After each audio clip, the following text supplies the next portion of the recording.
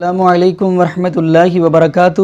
بسم اللہ الرحمن الرحیم۔ ناظرین، آپ کے یہ علم میں بات ہوگی کہ یہ عاشوراء کا روزہ رکھتے ہیں تو اس کی فضیلت کیا ہے، اور اگر نہ رکھیں تو کیا گناہ ہوگا۔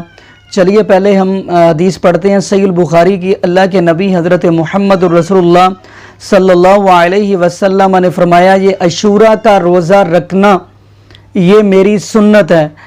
اب یہ عاشوراء کا روزہ رکھنا یہ یہودیوں کی مخالفت بھی ہے، جیسا کہ وہ اس لیے روزہ رکھتے تھے کہ ان کو، جیسا کہ نبی موسیٰ علیہ السلام کی قوم کو فرعون سے نجات قبول ہوئی، تو چلیے نبی پاک نے فرمایا تھا صحابہ یہ تو ایک رکھتے ہیں، ہم ان کی مخالفت کریں گے، ہم 9-10 کا رکھیں گے، اگر 9-10 کا نہیں رکھتے پھر 10-11 کا رکھیں گے۔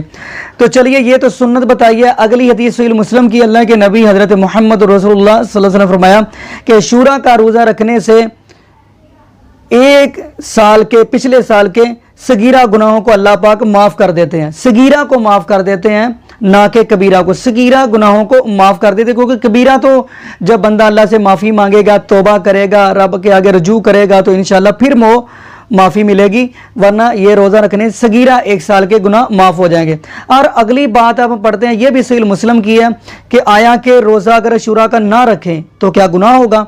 چلیے یہ بھی صحیح مسلم کی حدیث ہے۔ حضرت عائشہ صدیقہ رضی اللہ تعالی عنہا اس حدیث کی راوی ہیں، فرماتی ہیں اللہ کے نبی حضرت محمد رسول اللہ صلی اللہ علیہ وسلم نے جب رمضان کے روزے فرض نہیں ہوئے تھے، اس سے پہلے ہمیں عاشوراء کا روزہ رکھنے کی ہمیں اجازت تھی کہ فرمایا عاشوراء کا روزہ رکھنا ہے۔